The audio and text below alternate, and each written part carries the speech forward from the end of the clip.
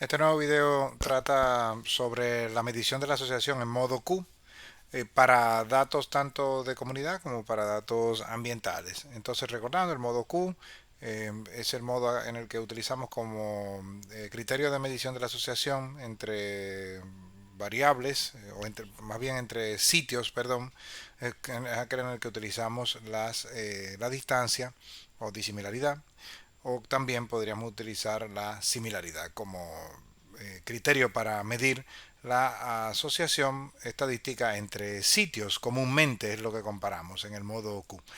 Entonces, bueno, hay un video anterior en donde comentaba sobre los modos Q y R, la paradoja de Rorschach. Aquello era más un video tutorial que tiene un script asociado aquí dentro de el repositorio de scripts de análisis de BCI en la organización Biogeografía 2020-02, y es este video, ¿no? Bueno, pues el que trata, en el que voy a concentrarme en este video, es sobre medición de asociación, el número 2, y como digo, está orientado al modo Q aplicado a mi familia asignada, ¿no? Recomiendo este Markdown, siempre recomiendo entrar por el Markdown para que lo puedan además leer con bastante más organización. Está bastante bien marcado el documento con un buen formato y hay mucho texto sobre el cual ustedes van a poder aprender cosas sobre la medición de Yakar, por ejemplo. O sea, el famoso índice de Yakar, que de hecho cuando se utiliza sin ningún tipo de especificación, pues puede llevar a confusión, y aquí yo explico precisamente cosas sobre el índice, ¿no? El famoso índice de Yakar, que más bien es mejor usarlo como la distancia de Yakar o la similaridad de Yakar, cualquiera de las formas que utilicemos en donde hagamos referencia a la tipo de asociación que estamos usando, es preferible siempre ante digamos expresiones más ambiguas como índice de Yakar, que no sabemos si estamos midiendo similaridad o disimilaridad.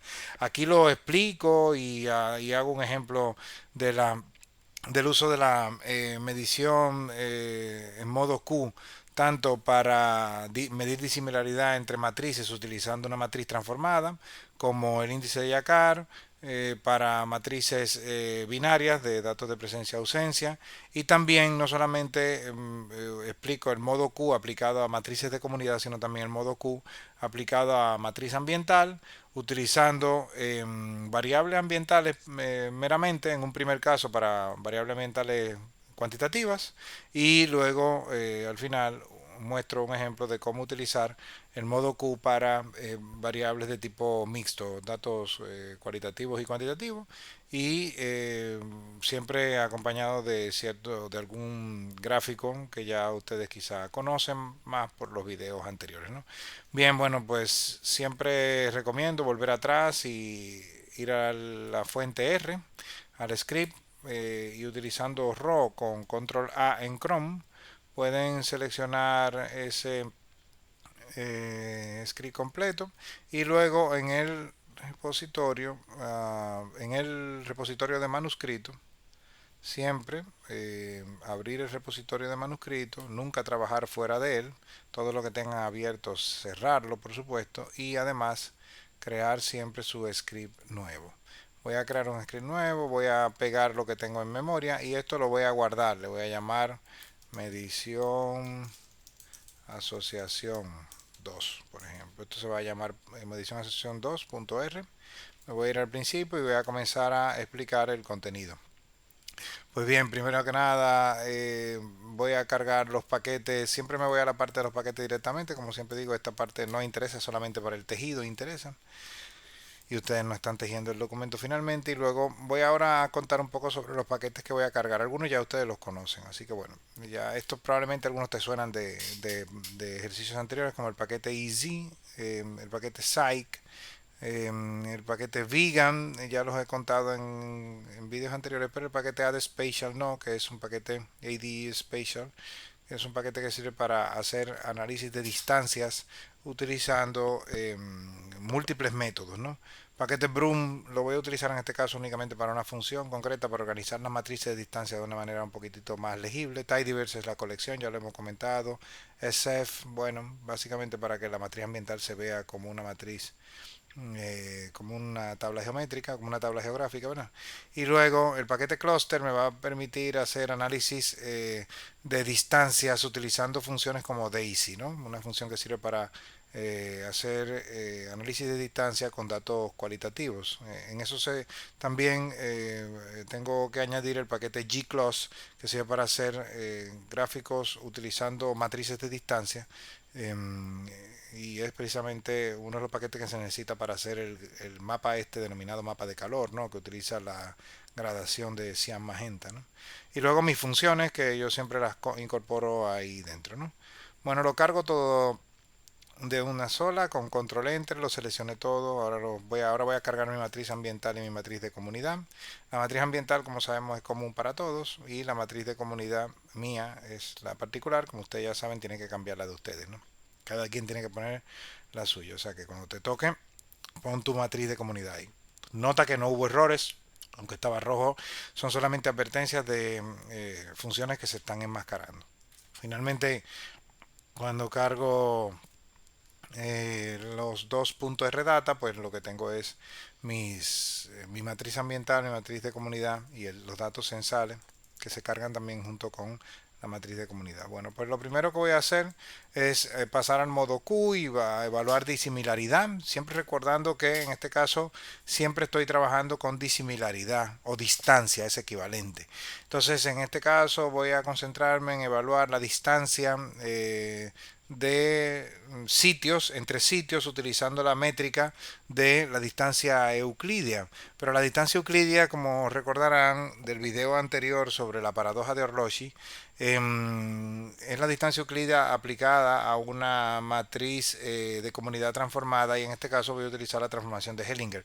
Esto, como expliqué en ese video, se puede hacer perfectamente con la función dist.ldc, que está en el paquete idspatial, y como voy a mostrar a continuación, lo que el atributo número 2, el que ocupa la posición número 2, es el método de transformación que voy a utilizar para calcular, para primero transformar la matriz y luego calcular la distancia euclidia. Entonces, bueno, voy a tener una matriz de distancia basada, como digo, apoyada en una matriz de comunidad transformada, a la cual se le calculó la distancia euclidia. Entonces nótese que, por ejemplo, ya aquí puedo obtener valores de distancia, ¿no? Esta forma en la que estoy mostrando la matriz de mi familia de distancia, ¿verdad? Utilizando la transformación Hellinger, pues la estoy pasando a una tubería en donde incorporo la función tidy al final, y esa función tidy lo que hace es convertir la matriz de distancia en una matriz que organiza los sitios en dos columnas, y la distancia la coloca en una tercera. No, nótese que si tú puedes visualizar esta matriz simplemente seleccionándola a ella, ¿no? E imprimiéndola, vas a obtener los mismos resultados, ¿ok? No hay diferencia, ¿no? O sea, 2 con 1 se compara aquí se compara 3 con 1, y nota que tiene 0.17 y 0.32, pues igual, lo mismo aquí, 2 con 1, 0.17, 3 con 1. La única cuestión es que yo estoy utilizando una forma diferente de representar la matriz de distancia. Eso sí, si uno va a hacer operaciones luego con la matriz de distancia, no puede utilizar esta versión tidy, sino que hay que utilizar la matriz de distancia como tal, porque es una matriz a la cual se le pueden aplicar operaciones matriciales perfectamente. ¿Okay? Por ejemplo, la prueba Mantel no se podría aplicar utilizando una versión tidy. ¿Okay?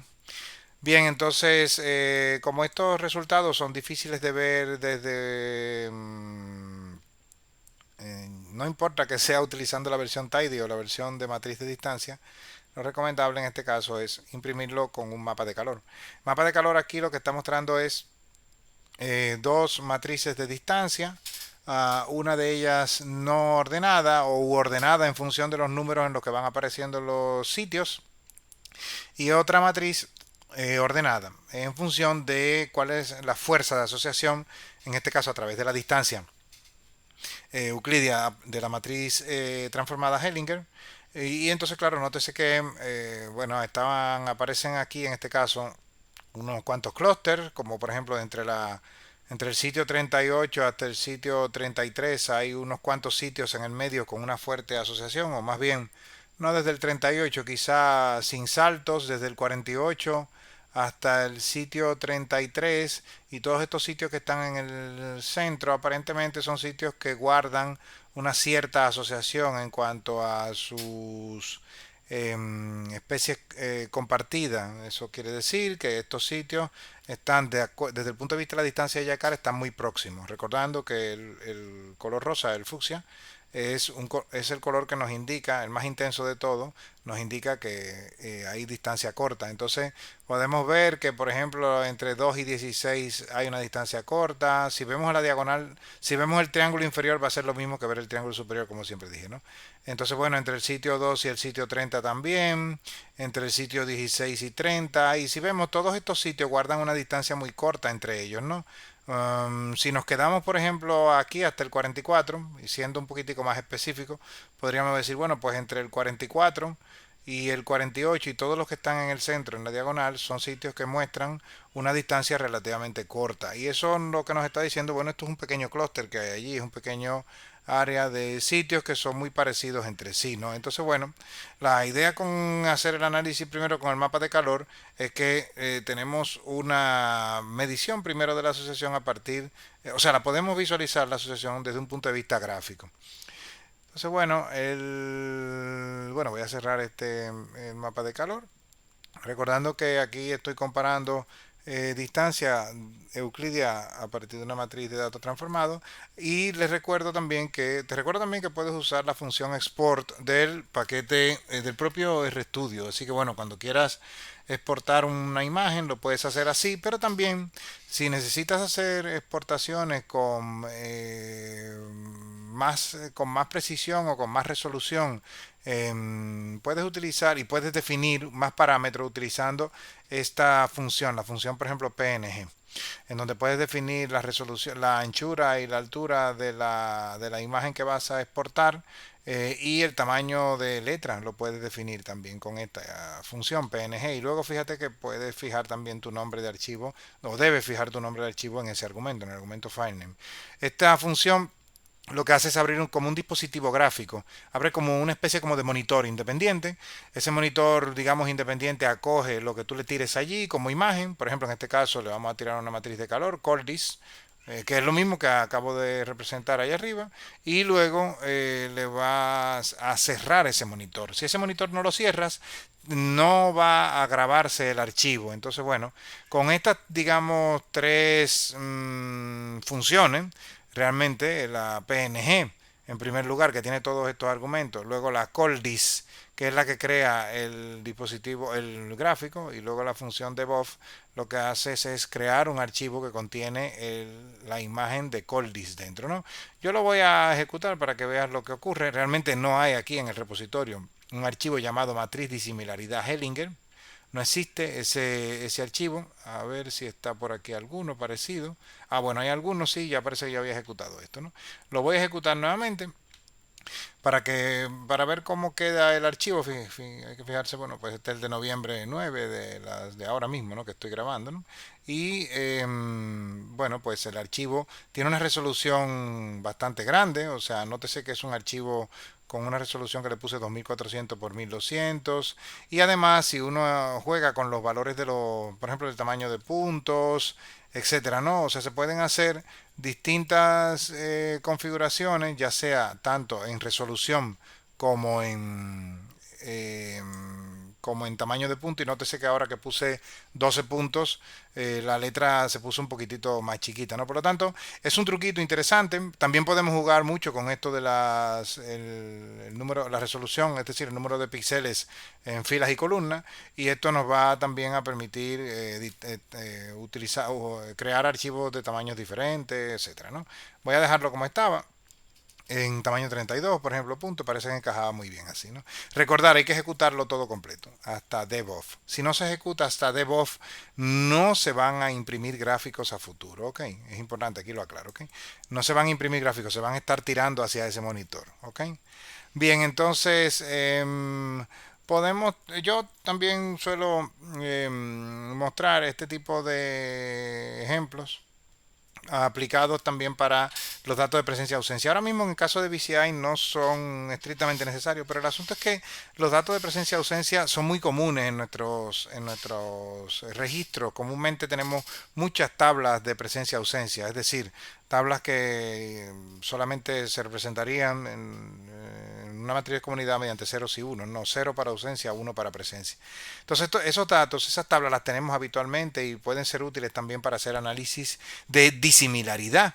En modo Q podemos utilizarlos para poder hacer análisis con la distancia, por ejemplo, de Jacquard también por igual, o con la distancia Bray-Curtis. Podemos utilizarla cualquiera de las dos. La Bray-Curtis es la equivalente a la Sorensen, ¿no? Son muy parecidas. Una pondera más, Sorensen pondera más sobre las especies comunes. Y bueno, son muy parecidas, se obtienen resultados bastante parecidos. Lo único que la de Sorensen aparentemente es más útil para determinadas situaciones donde hay valores extremos, etcétera, ¿no? Entonces, bueno, es muy común que veas que te muestran, por ejemplo, una matriz de una tabla con los índices de Jacquard y todo eso, o de Jacquard, ¿no? Bueno, y eso no es apropiado. Hablar de índice de Jacquard no es apropiado como tal. Se tiene que hablar de qué es lo que estamos midiendo, si es la distancia de Jacquard o si es la similaridad de Jacquard, que son cuestiones completamente opuestas. A mayor distancia, menor similaridad. Es decir, mientras más crece la distancia, es la similaridad o el parecido entre los sitios es cada vez menor y viceversa. Entonces son conceptos opuestos, por lo tanto es necesario que nosotros sepamos qué es a qué se refiere el índice, si el índice se refiere a similaridad o a disimilaridad. Comúnmente cuando no se dice nada en los artículos científicos y se dice índice de Jacquard, se está refiriendo sobre todo a un índice de similaridad, pero hay veces que uno se puede encontrar con que, aunque no se explique qué es, podría tratarse de disimilaridad, por ejemplo, ¿no? Y no saberlo. Entonces, bueno, cuando eso te ocurra, ahí te doy unas claves para intentar descifrar sobre a qué se refería el autor. Pero en tu caso, concretamente, no utilices nunca índice de Jacquard como tal, sino utiliza distancia de Jacquard, similaridad de Jacquard, disimilaridad de Jacquard, o utiliza exactamente cuál es la métrica que estás usando de Jacquard, ¿ok? Entonces, bueno, para calcular la disimilaridad, en este caso voy a calcular la disimilaridad de Jacquard o la distancia de Jacquard con la función BecDist.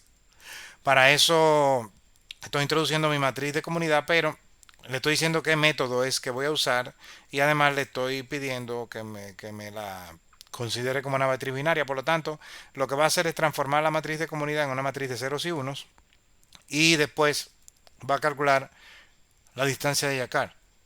Entonces la distancia de Jacquard calculada es esta. Y mostrada además como una tabla de tres columnas. Compara un ítem denominado ítem, una columna denominada ítem 1, una columna de ítem 2 y la distancia. En la columna ítem 1, en este caso, están los números aumentando, no desde el 1, porque no tiene sentido comparar 1 con 1, pues la distancia es 0 entre 1 y 1, pero empiezan desde el 2 y aumentan hasta llegar al 50 en esta columna y luego se reinicia. Entonces, bueno, nada, la idea es que la distancia entre el sitio 2 y el sitio 1 es 0.083. Esa es la distancia, ¿ok? Esa distancia se calcula, como digo, hay que primero convertir la matriz a una matriz binaria y luego hay que aplicar la fórmula, que en este caso es la fórmula de distancia, o si lo vemos desde el punto de vista de la similaridad, es la fórmula de la similaridad de Jacquard, ¿no? Que es el número de especies comunes dividido entre el número total de especies en ambos sitios. Entonces, claro, lo que realmente refleja la distancia de Jacquard en tantos por uno es el número de especies no compartidas, si lo vemos desde el punto de vista de la distancia o disimilaridad. Es decir, si convertimos esto a porcentajes, de todas las especies que hay en los dos sitios, en el sitio 2 y 1, hay un 8% de especies no compartidas, un 8.3. Por lo tanto, hay un 91.7 de especies compartidas. Por lo tanto, son sitios que son muy parecidos porque tienen 91.7% de sus especies están en ambos lugares. Solo una es exclusiva en este caso. Y esa una que es exclusiva es la que hace precisamente que haya un índice de disimilaridad de 0.08. Solo una es no compartida. Y esta especie, bueno, aunque lo podemos saber, quizá no nos interesa tanto, pero nos interesa más saber cuál es el grado de asociación que hay entre los dos sitios, que es lo que nosotros hacemos normalmente en el modo Q. Entonces, bueno, ahora si vemos el gráfico ya de disimilaridad, el mapa de calor de la métrica de disimilaridad de Jacquard, vemos por ejemplo que entre uno y 2 efectivamente hay un rosa, un fucsia intenso. Así que bueno, lo podremos encontrar también en la matriz ordenada, ok, podremos encontrar que 2 y uno están asociados a través de un, por ejemplo aquí lo vemos, ¿no? A través de un índice fuerte, ¿no? Pero si lo queremos ver a través de la matriz, no ordenada por el valor del índice, sino ordenada por el según aparecen los sitios en las filas, pues podemos darnos cuenta de que el sitio uno y 2 tienen una asociación muy fuerte de acuerdo al índice de Jacquard, ¿no? Bueno, pues eso es lo que estamos viendo en una matriz de distancia, distancia pequeña. Vuelvo a ponerlo, vuelvo a imprimir la tabla de Jacquard para datos binarios. Eso es lo que estamos viendo realmente. Estamos viendo que el número de especies no compartidas es muy pequeño, 8%. Y ese número de especies no compartidas, cuando es un número que es realmente pequeño, estamos ante dos sitios que son muy parecidos. Si decimos que el número de especies no compartidas es 8, de manera implícita estamos diciendo que el número de especies compartidas es 91.7.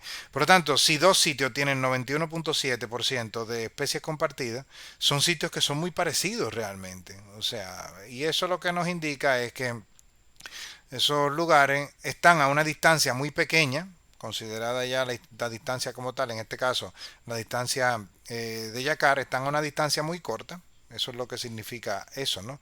Son lugares que son muy similares. Y por eso, con el texto que explico ahí, podemos también calcular la similaridad. La similaridad es el complemento para complementar hasta uno de la disimilaridad. Entonces, si lo vemos desde el punto de vista de la similaridad, este es el valor de similaridad calculado como uno menos la distancia de Jacquard, y lo estoy mostrando de forma tidy. Entonces, claro, lo que tenemos es que, bueno, aquí la palabra distance debió cambiarse por similaridad, más bien, es decir, en lugar de tener una columna denominada distance, debería renombrarse a similaridad, la distance, nombrarla como tal. Y esto ahora realmente hace más honor a lo que realmente es, ¿no? Una similaridad. ¿De cuánto es la similaridad? De un 91%. Entonces, claro, si uno calcula la distancia de la similaridad de Jacquard, uno normalmente la calcula utilizando esa fórmula que comenté anteriormente, el número de especies compartidas entre el número total de especies presentes en los dos sitios, ¿no? Y por eso es que se obtienen esos valores que digo que son proporciones del número de especies compartidas en el caso de la similaridad. Recordando que la disimilaridad sería uno menos la similaridad. Eso sería el valor de disimilaridad y viceversa. Ok, entonces claro, la idea es que nosotros cuando utilizamos funciones de distancia, lo que estamos evaluando qué tan distantes o qué tan próximos están dos sitios. Pero cuando calculamos la diversidad beta, lo que estamos es evaluando qué tanta similaridad hay entre sitios, ¿no? Y entonces nos interesa sobre todo en ese caso utilizar una función que nos muestre la similaridad. Entonces, en ese sentido, hay funciones del paquete vegan que son para eso, para la diversidad beta, y utilizan también la métrica de Jacquard. Pero hay que recordar, no es lo mismo utilizar Jacquard como disimilaridad que como similaridad. Entonces, bueno, en la función beta diver, que es una función implementada en el paquete vegan, la podemos usar para ver esos números de especies que yo comentaba anteriormente, a 11, ¿verdad? 11 especies compartidas entre los dos sitios está explicado aquí en la fórmula, ¿no? De A y el índice de similaridad de Jacquard es igual a A entre A más B más C, que es A, el número de especies compartidas, B, el número de especies que está en el sitio 2 y no está en el 1, es decir, que son exclusivas del sitio 2, y C, el número de especies que está en 1 y no está en 2, es decir, exclusivas del sitio 1. Entonces, claro, lo estoy mostrando con esta tubería de Tidyverse y lo que estoy mostrando es Eso precisamente, entre el sitio 1 y el sitio 2 me he quedado únicamente con esos dos sitios y por eso hice ese corte en la matriz de distancia en la línea 1. Entonces, claro, lo que estoy viendo es las especies compartidas, las que son exclusivas del sitio 2 ninguna, y las que son exclusivas del sitio 1 que es una especie nada más. Bueno, si hacemos 11 entre 12 nos va a dar lo mismo. 11 entre el número total, que son 12, nos va a dar la similaridad de Yakar, que es 91.7, ¿ok? Bien, la función beta-diver nos sirve también para calcular la similaridad de Yakar, ¿no? Y directamente, sin tener que recurrir a uno menos la disimilaridad. Pero esta función beta-diver nosotros la utilizamos cuando estemos en el análisis de diversidad beta. Así que bueno, por ahora no me voy a detener ahí porque estamos ahora midiendo sobre todo asociación, que es lo que nos interesa y lo estamos haciendo a partir de distancia. También podemos utilizar la métrica de Sorensen, que es otra forma de medir la distancia. Y en este caso se hace con la función BECDIS también, pero utilizando el método Bray, que es a fin de cuentas lo mismo que Sorensen, ¿no? Y aquí vemos que son valores un poquito más pequeños, pero igual los patrones son muy parecidos. De hecho, el mapa de calor no cambia prácticamente, ¿no? El mapa de calor prácticamente no cambia, es igual, porque realmente lo que está haciendo es coloreando en función de cuatro niveles, ¿no? De dos de rosa y dos de celeste, ¿no? Entonces, bueno, no cambia, pero realmente es otra métrica que supuestamente, o sea, en general se demostró que la métrica de Sorensen estaba menos afectada y era más fiel con la realidad, ¿no? La,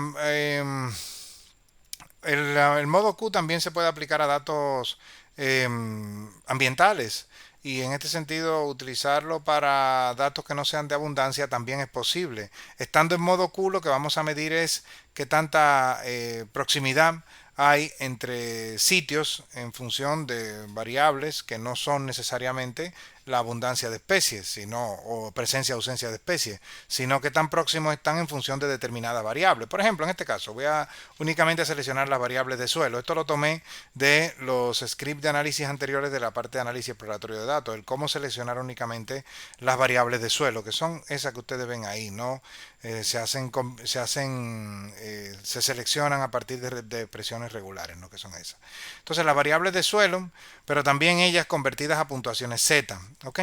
Ahí lo explico en qué consiste una puntuación Z. Como las variables de suelo utilizan escalas de medición muy diferentes, si las metemos en una matriz de distancia, no vamos a obtener patrones reales, vamos a obtener patrones muy inconsistentes. Porque una variable, como por ejemplo el nitrógeno, se mide pongan por ejemplo, de 0 a 1000. Y otra como el pH se mide de 4, en este caso nada más va de 4 a 5 a 6 punto tanto, a 5 punto tanto. Entonces, no tiene sentido comparar variables que tienen unas escalas de medición tan diferentes, ¿no? Que tienen unos rangos tan diferentes. Entonces, para eso, uno utiliza la función que tengo sombreada, scale, que lo que hace es convertir los valores en puntuaciones Z. Las puntuaciones Z es convertir cada una de las observaciones en cuántas veces por encima de o sea, cuántas veces, cuántas desviaciones estándar estamos alejados de la media. Eso es lo que significa una puntuación Z. Entonces, todos los valores entonces a partir de ese punto son comparables. Si imprimo la matriz ambiental de suelo, únicamente con la variable de suelo, eh, con puntuaciones Z, veremos que todas más o menos tienen el mismo rango. Tienen rangos muy parecidos, van desde valores negativos a valores positivos comúnmente, ¿no? Y están centrados en la media. Eso es lo interesante de todo esto, ¿no? Y estas variables entonces a partir de este punto son comparables entre sí. Pues bien, como variables ambientales, pues las puedo ahora meter en una matriz de distancia euclidia, por ejemplo, en este caso, y en una función de calcular distancia euclidia, y lo que voy a hacer es obtener entonces una matriz de distancia.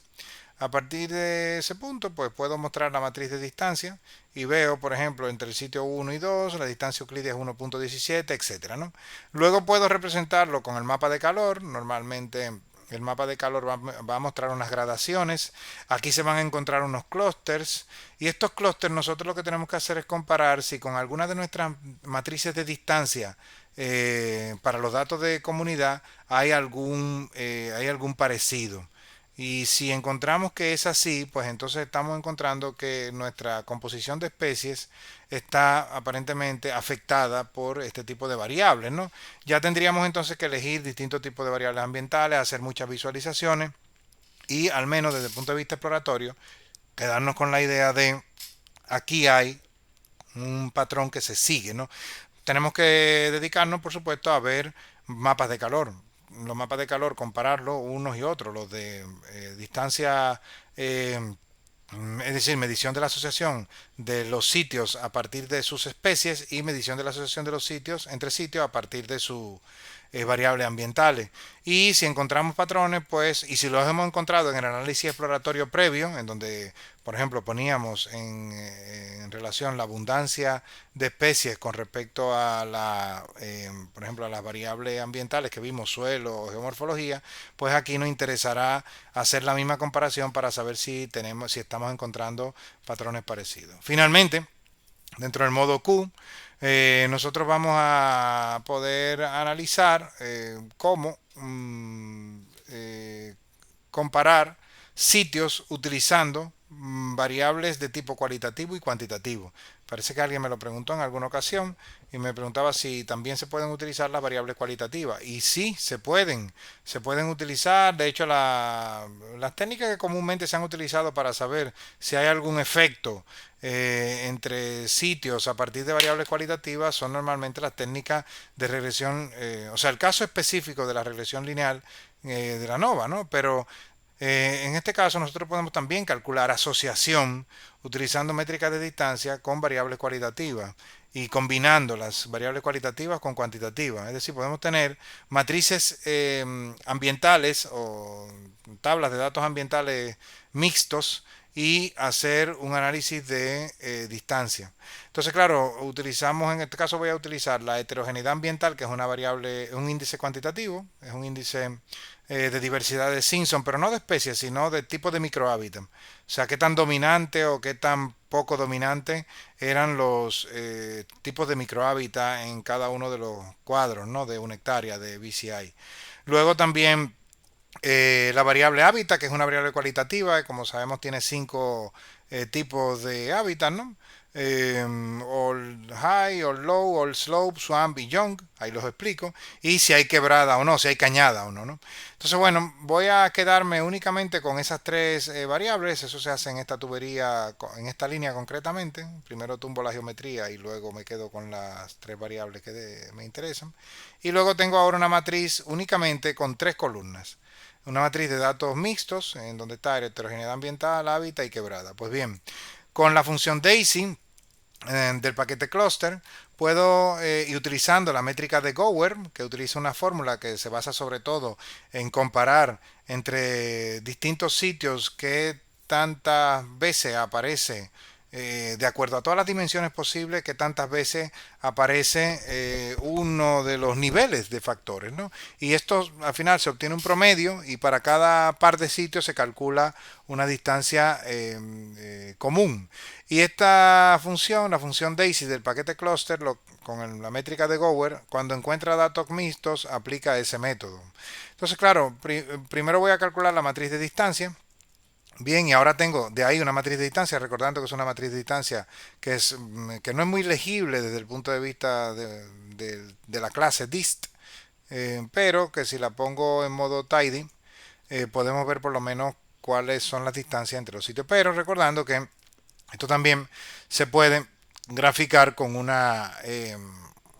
el mapa de calor de Coldis y notar que aquí hay también un patrón. Y entonces, bueno, si este patrón se repite entre la matriz de comunidad, entre las distancias, entre una matriz, por ejemplo, de distancias calculada a partir de una matriz de comunidad y esta matriz de distancias de datos ambientales seleccionados, pues podemos darnos cuenta quizá que hay un patrón. Hay una función adicional que no estoy colocando aquí, pero que como no hace la ordenación tan bien como la hace esta función, que es una función Gigi creada por mí, ¿no? Y donde cuando hace la ordenación, pues quizá no lo hace tan bien, la verdad. Y estoy poniendo, por ejemplo, aquí los tamaños de letra, ¿no? De cómo van a ser los tamaños de letra. La función, bueno, calcula también una matriz de disimilaridad y esa matriz de disimilaridad es parecida a la anterior, lo único que la ordenación no he conseguido que salga tan bien, ¿no? Lo único que aquí podemos ver, la puedo mostrar no ordenada, y aquí se puede reflejar claramente, bueno, aquí los sitios ordenados, bueno, ahí tengo un problema con la ordenación que tendría que corregirlo, pero lo que se ve es cómo en función del nivel de rojo podríamos tener mayor valor de distancia. En la medida en que el nivel de rojo sea más intenso, en este caso está invertido, mientras más intenso es el nivel de rojo, más en este caso corte la distancia.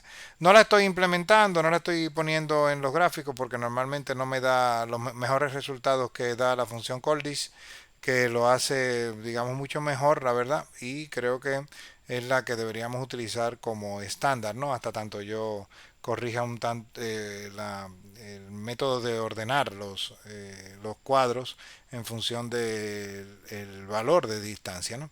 Entonces, claro, aquí hay claramente unos cuantos clústeres marcados, un clúster, 2, 3, 4, 5, 6 y 7. Por lo tanto, lo que estoy viendo claramente es que tengo 7 clústeres a partir de los datos ambientales seleccionados, ¿no? Es interesante porque si hay alguna relación de estos datos con alguna matriz de distancia eh, de sitios en función de su composición de especies, pues podría encontrar ya patrones concretos, ¿no? Bueno, hasta aquí lo dejo. Espero que este sea de utilidad también y continúo con siguientes vídeos.